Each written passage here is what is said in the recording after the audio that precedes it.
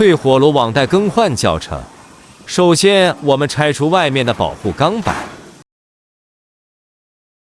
然后启动机器，找到网带连接处，用铁棍把网带抬起来。这3根裸露的铁线就是连接处了。用铁锤把这里的网带砸扁，把连接的3根铁线拉出来。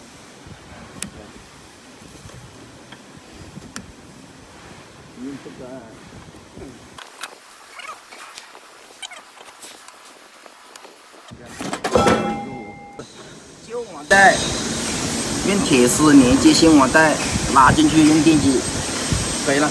把旧网带拉出来，最后再把新网带重新用铁线连接好。